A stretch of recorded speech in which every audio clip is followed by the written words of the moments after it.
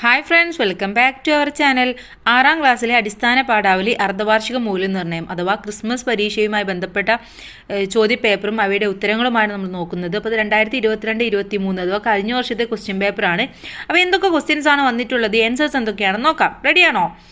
Okay, ഇവിടെ ഒന്നാമത്തെ പ്രവർത്തനം കണ്ടെത്താം എഴുതാം എന്ന പ്രവർത്തനമാണ്.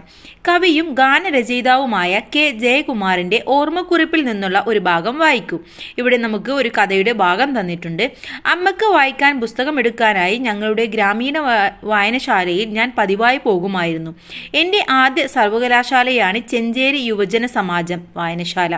വയൽവരമ്പിലൂടെ വായനശാലയിലേക്ക് വൈകുന്നേരങ്ങളിലെ നടപ്പിൻ്റെ സുഖം ഇപ്പോഴും മറന്നിട്ടില്ല.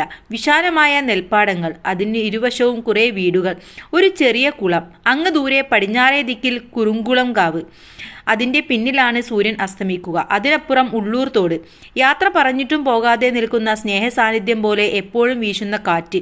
ആ പഴയ ഗ്രാമത്തെക്കുറിച്ചുള്ള നഷ്ടബോധം കൊണ്ട് സങ്കടം വരും. പാടങ്ങളെല്ലാം പറമ്പുകളായി മാറിപ്പോയി, എമ്പാടും വീടുകൾ. മനസ്സിൽ പതിഞ്ഞു നിൽക്കുന്ന സ്വപ്നഭൂമിയാണ് ആ ഗ്രാമം. ഇതാണ് നമുക്ക് തന്നിട്ടുള്ള ആ ഒരു കഥയുടെ ഭാഗം എന്ന് പറയുന്നത്. ഇനി നമുക്ക് ഇതുമായി ബന്ധപ്പെട്ട് ചോദ്യങ്ങൾ എന്തൊക്കെയാണെന്ന് നോക്കാം. ഗ്രാമത്തെക്കുറിച്ച് ഓർക്കുമ്പോൾ സങ്കടം തോന്നുന്നത് എന്തുകൊണ്ട്? സുഖ സൗകര്യങ്ങൾ കുറവായതുകൊണ്ട്, ഗ്രാമങ്ങളിലെ പഴമകളുടെ ചന്തം മാഞ്ഞു പോയതിനാൽ, വായനശാലയിൽ പുസ്തകങ്ങൾ കുറവായതുകൊണ്ട്. എന്തുകൊണ്ടാണ്? ഗ്രാമങ്ങളിലെ പഴമകളുടെ ചന്തം മാഞ്ഞു പോയതിനാലാണ്. ഓക്കെ, ഇനി യാത്ര പറഞ്ഞിട്ടും പോകാതെ നിൽക്കുന്നത് ആര്? കാറ്റ്, മേഘം, സൂര്യൻ. ആരായിരുന്നു? കാറ്റാണ്. 3, രചയിതാവിൻ്റെ സ്വപ്നഭൂമിയായ ഗ്രാമം എങ്ങനെയുള്ളതാണ്? ഗ്രാമീണതയുള്ള നാട്, നഗരത്തിൻ്റെ തിരക്കുള്ള നാട്, എമ്പാടും വീടുകളുള്ള നാട്. എങ്ങനെയായിരുന്നു? ഗ്രാമീണതയുള്ള നാടാണ്. 4, വൈകുന്നേരങ്ങളിൽ എഴുത്തുകാരൻ പോയിരുന്നത് എങ്ങോട്ടാണ്? കുറുങ്കുളം കാവിലേക്ക്, വായനശാലയിലേക്ക്, ഉള്ളൂർ തോട്ടിലേക്ക്. എങ്ങോട്ടാണ്? വായനശാലയിലേക്കാണ് അല്ലേ. ഇനി 5, കെ ജയകുമാർ ആദ്യ സർവകലാശാലയായി വിശേഷിപ്പിച്ചത് എന്തിനെയാണ്? വായനശാല, ഗ്രാമം, വിദ്യാലയം. എന്തിനെയാണ്? വായനശാലയെ ആയിരുന്നു. അപ്പോൾ ഇതൊക്കെയാണ് ഇതിൻ്റെ ചോദ്യങ്ങളും ഉത്തരങ്ങളും. അപ്പോൾ ഇത്തരത്തിലുള്ള ഒരു എന്തെങ്കിലും ഒരു കവിതാഭാഗമോ അല്ലെങ്കിൽ കഥാഭാഗമോ എന്തെങ്കിലും തന്നിട്ട് അതുമായി ബന്ധപ്പെട്ടുള്ള ചോദ്യങ്ങളായിരിക്കും ആദ്യത്തെ സെക്ഷനിൽ വരുന്നത്. ഇനി അടുത്തത് പ്രവർത്തനം 2 വിശകലന കുറിപ്പ് തയ്യാറാക്കാനാണ് പറഞ്ഞിട്ടുള്ളത്.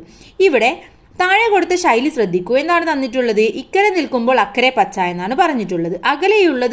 അകലെയുള്ളതോ അടുത്ത് പരിചയമില്ലാത്തതോ ആയ കാര്യങ്ങൾ കേമമാണെന്ന് തോന്നും എന്നാണ് മുകളിലെ ശൈലിയുടെ അർത്ഥം എന്ന് പറയുന്നത് അല്ലേ. ഇക്കരെ നിൽക്കുമ്പോൾ അക്കരെ പച്ച എന്ന് പറയുന്നത് ഇക്കരെയുള്ളത് അത്ര പരിചയമില്ല, പക്ഷെ അക്കരെയുള്ളതാണ് നമുക്ക് കേമം എന്ന് തോന്നുന്നത്. അങ്ങനെ നമ്മൾ അക്കരയ്ക്ക് പോകും. അതാണ് ഇതിൻ്റെ ഒരു അർത്ഥം എന്ന് പറയുന്നത്. ഇതുപോലെ ഒട്ടേറെ ശൈലികൾ നിങ്ങൾക്ക് പരിചിതമാണല്ലോ. മറ്റൊന്ന് നോക്കൂ. തേടിയ വള്ളി കാലിൽ ചുറ്റി. ഈ ശൈലിയെ വിശകലനം ചെയ്ത് കുറിപ്പ് തയ്യാറാക്കുക.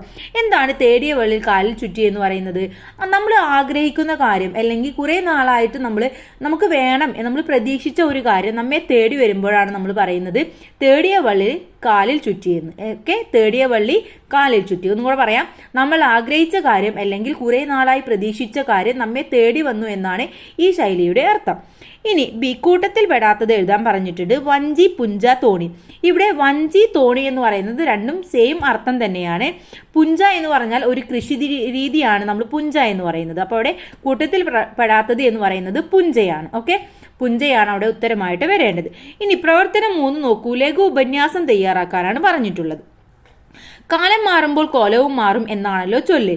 പുഞ്ച കൊയ്തേ കളം നിറഞ്ഞ് എന്ന പാഠഭാഗത്ത് പഴയ കൃഷിരീതിയെ കുറിച്ചിട്ടുള്ള സൂചനയുണ്ട്. ഇക്കാലത്ത് കൃഷി ഇറക്കുന്നതിലും കൊയ്തെടുക്കുന്നതിലും വിത്തുകളിലുമൊക്കെ എന്തെല്ലാം മാറ്റങ്ങൾ വന്നിരിക്കുന്നു അല്ലേ. അതെല്ലാം ഉൾക്കൊള്ളിച്ചുകൊണ്ട് ഒരു ലഘു ഉപന്യാസമാണ്, ആ ഒരു മാറ്റങ്ങളെല്ലാം ഉൾക്കൊള്ളിച്ചുകൊണ്ട് ഒരു ലഘു ഉപന്യാസമാണ് നമ്മൾ തയ്യാറാക്കേണ്ടത്.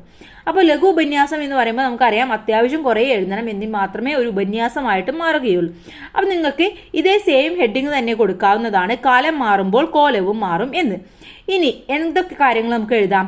കൃഷിക്ക് കൂടുതൽ പ്രാധാന്യം നൽകിയിരുന്ന ഒരു സംസ്കാരമായിരുന്നു കേരളത്തിലുണ്ടായിരുന്നത്. നിലമൊരുക്കുന്നതും വിത്ത് വിതക്കുന്നതും കള പറിക്കുന്നതും കൊയ്യുന്നതുമെല്ലാം ആഹ്ലാദത്തിൻ്റെയും പ്രതീക്ഷയുടെയും അനുഭവമായിട്ടായിരുന്നു അക്കാലത്ത് മനുഷ്യർ കണ്ടിരുന്നത്.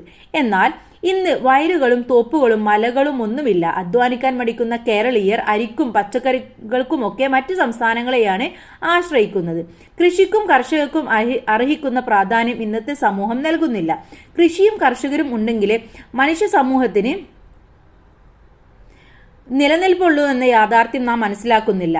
നെൽകൃഷി ഇല്ലാത്തതിനാൽ ഇക്കാലത്ത് നെല്ല് സംഭരിച്ചു വെക്കേണ്ട ആവശ്യമില്ല. അതിനാൽ പത്തായങ്ങളും ഇല്ലാതെയായി. കുന്നുകളിൽ നിന്നുള്ള മണ്ണിട്ട് വയലുകൾ നികത്തുന്നതും വയലുകൾ ഇന്ന് പ്രത്യക്ഷമായിക്കൊണ്ടിരിക്കുകയാണ്.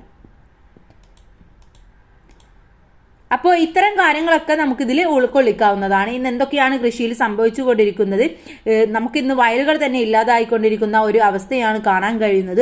അതുമാത്രമല്ല, നമ്മുടെ മനുഷ്യനായിക്കോട്ടെ സർക്കാർ ആയിക്കോട്ടെ ഒന്നും കൃഷിക്ക് ആവശ്യമായിട്ടുള്ള ഒരു പ്രചോദനമോ അല്ലെങ്കിൽ അതിനാവശ്യമായിട്ടുള്ള ഓരോ കാര്യങ്ങളും ചെയ്തു കൊടുക്കുന്നില്ല. അതുകൊണ്ട് തന്നെ ആ ഒരു സംസ്കാരം, കേരളത്തിന്റെ ആ ഒരു കൃഷി എന്ന സംസ്കാരം തന്നെ ഇന്ന് ഇല്ലാതായിക്കൊണ്ടിരിക്കുകയാണ് ചെയ്യുന്നത്. ഓക്കെ, അതുകൊണ്ട് തന്നെ നമ്മൾ പച്ചക്കറിക്കായിക്കോട്ടെ അരിക്കായിക്കോട്ടെ എല്ലാം നമ്മൾ തമിഴ്നാടിനെയും കർണാടക മറ്റു സംസ്ഥാനങ്ങളെയാണ് നമ്മൾ ആശ്രയിച്ചു കൊണ്ടിരിക്കുന്നത്. അപ്പോൾ ആ ഒരു ഇതും ഇല്ലാതാക്കണമെങ്കിൽ നമ്മൾ ഓരോരുത്തരും വിചാരിക്കുക തന്നെ ആവശ്യമായിട്ടുണ്ട്. അപ്പോൾ അത്തരം കാര്യങ്ങളൊക്കെ നിങ്ങൾക്ക് ഇതിൽ എഴുതാവുന്നതാണ്. ഇനി പൊലിമ എന്ന വാക്കുകൊണ്ട് അർത്ഥമാക്കുന്നത് എന്ത്? മേന്മ, തനിമ, സമൃദ്ധി. എന്താണ് പൊലിമ എന്ന് പറഞ്ഞാൽ? സമൃദ്ധി എന്നാണ് അർത്ഥമാക്കുന്നത്. ഇനി പ്രവർത്തനം 4 നോക്കൂ. പ്രതികരണ കുറിപ്പ് തയ്യാറാക്കാനാണ് ഇവിടെ പറഞ്ഞിട്ടുള്ളത്. ഇവിടെ എന്താണ്? ഒരുമയുടെ സന്ദേശമാണല്ലോ ഓണം നൽകുന്നത്. ശരിയാണല്ലേ? ഒരുമയുടെ ഒരു സന്ദേശമാണ് നമുക്ക് ഓണം എന്ന് പറയുന്നത്. ഇനി താഴെയുള്ള കാർട്ടൂൺ ശ്രദ്ധിക്കൂ. ഇവിടെ എന്താണ്? അക്കരെ കുന്നേലുള്ള നിങ്ങൾ എന്തിനാ കുട്ടികളെ ഇക്കരെ കുന്നേൽ വന്ന് പൂ പറിക്കുന്നത്? അതോ ഞങ്ങളുടെ കുന്നേലെ പൂക്കൾ ഞങ്ങൾക്ക് നാളെയും പറിക്കാമല്ലോ ലാ. എന്നാലേ എത്ര സന്തോഷിക്കേണ്ട, ഇക്കരെ കുന്നേലെ മുഴുവൻ പിള്ളേരും നിങ്ങളുടെ കുന്നിൽ പോയി പൂ പറിക്കുന്നുണ്ട്. അയ്യോ, ഇതൊരു കാർട്ടൂൺ ആണല്ലേ. ഇതുമായി ബന്ധപ്പെട്ട ചോദ്യമാണ്. കുട്ടികൾ ചെയ്ത പ്രവൃത്തിയോടും മുതിർന്നവരുടെ അഭിപ്രായത്തോടും നിങ്ങൾ യോജിക്കുന്നുണ്ടോ? നിങ്ങളുടെ പ്രതികരണം കുറിപ്പായി എഴുതൂ. എന്താണ്? മുതിർന്നവരുടെ അഭിപ്രായമാണ് ശരി അല്ലെ. കാരണം പണ്ട് കാലങ്ങളിൽ ഓണം കൂട്ടായ്മയുടെയും നന്മയുടെയും ആഘോഷമായിരുന്നു. ആഘോഷങ്ങളുടെ ഭാഗമായി പൂക്കൾ ഒരുക്കാൻ അന്യ സംസ്ഥാനങ്ങളിൽ നിന്നുള്ള പൂക്കളെ ആശ്രയിച്ചിരുന്നില്ല. തുമ്പയും തെച്ചിയും മുക്കുറ്റിയും എല്ലാം എല്ലായിടത്തും സമൃദ്ധമായിരുന്നു. ഐശ്വര്യവും സമൃദ്ധിയും നിറഞ്ഞ ഒരു കാലത്തെക്കുറിച്ചുള്ള ഈ കാർട്ടൂൺ ഓർമ്മിപ്പിക്കുന്നത്. കാരണം ഇക്കരെ കുന്നിലുള്ള കുട്ടികൾ അക്കരെ കുന്നിലും പോയി, അക്കരെ കുന്നിലെ കുട്ടികൾ ഇക്കരെ കുന്നിലും വന്നു. അഥവാ അവിടെയും ഇവിടെയും ഒക്കെ പൂക്കൾ ഉണ്ടായിരുന്നു. അപ്പോൾ ഓരോ കുട്ടികളും അങ്ങോട്ടും ഇങ്ങോട്ടും പോയിരുന്നു. അവർ ഒരിക്കലും ഒരു അന്യ സംസ്ഥാനത്തെയോ മറ്റോ ഒന്നും ആശ്രയിച്ചിരുന്നില്ല. ഓക്കെ, ഇനി പിള്ളേരോണം എന്ന വാക്കുകൊണ്ട് അർത്ഥമാക്കുന്നത് എന്ത്? കുട്ടികളുടെ ഓണം, മുതിർന്നവരുടെ ഓണം, കർക്കിടത്തിലെ തിരുവോണം. ഏതാണ്? കുട്ടികളുടെ ഓണം എന്നാണ് അർത്ഥമാക്കുന്നത്. ഇനി 5ാമത്തെ പ്രവർത്തനമാണ് നമുക്ക് നോക്കാനുള്ളത്. ഇവിടെ കഥാപാത്ര നിരൂപണം തയ്യാറാക്കാനാണ് പറഞ്ഞിട്ടുള്ളത്. എന്താണ്? സ്നേഹം എന്ന ഒരു കഥയാണ് തന്നിട്ടുള്ളത് അല്ലെ. ഇതിലെ മനുവിനെ കുറിച്ച് കഥാപാത്ര നിരൂപണമാണ് തയ്യാറാക്കേണ്ടത്. അപ്പൊ കൂട്ടുകാർ ഇത്തരത്തിലൊരു ഭാഗം തന്നു കഴിഞ്ഞാൽ തന്ന കഥാഭാഗം നന്നായിട്ട് വായിച്ച് മനസ്സിലാക്കാൻ ശ്രമിക്കുക. ഓക്കെ, അപ്പോൾ ഇവിടെ എന്തൊക്കെ കാര്യങ്ങൾ നമുക്ക് എഴുതാമെന്ന് നോക്കാം. അന്യം നിന്നു പോകുന്ന പൈതൃകത്തിന്റെ ഒരു കണ്ണിയായി മനു ഈ കഥയിൽ നിറഞ്ഞു നിൽക്കുന്നു. മുത്തച്ഛന്റെ സന്തത സഹചാരിയായി മുത്തച്ഛനെ അതിരിട്ട് സ്നേഹിക്കുന്നവനാണ് മനു. സ്വന്തം മകനേക്കാളും മുത്തച്ഛൻ സമയം ചിലവഴിച്ചത് മനു ആയിട്ടായിരുന്നു. മനുവും മുത്തച്ഛനും തമ്മിലുള്ള അഗാധമായ അടുപ്പത്തിലായിരുന്നു. കൃഷിയെക്കുറിച്ച് മനു വളരെ കൃത്യമായി എല്ലാ കാര്യങ്ങളും മനസ്സിലാക്കിയിരുന്നു. ഇതിൽ നിന്നും മനുവിന് കൃഷിയോടുള്ള ആഭിമുഖ്യം മനസ്സിലാക്കാം. മുത്തച്ഛന്റെ വേർപാട് മനുവിനെ അഗാധമായ ദുഃഖത്തിലാഴ്ത്തി. അത്രമേൽ മുത്തച്ഛനെ അവൻ സ്നേഹിച്ചിരുന്നു. ഓക്കെ, അപ്പൊ ഇതാണ് ഒരു കഥാപാത്ര നിരൂപണം എന്ന് പറയുന്നത്. ഇനി ഉപ്പുകൊറ്റൻ ജാലവിദ്യ കൊണ്ട് അപ്പങ്ങളായി മാറ്റിയത് എന്താണ്? ഉപ്പുതരികള്, നെല്ലിക്കകള്, ചരൽക്കല്ലുകൾ. എന്തായിരുന്നു അവിടെ ഉത്തരം എന്ന് പറയുന്നത്? ഉപ്പുതരികളാണ് അല്ലെ. ഉപ്പുതരികളായിരുന്നു അങ്ങനെ മാറ്റിയിരുന്നത്.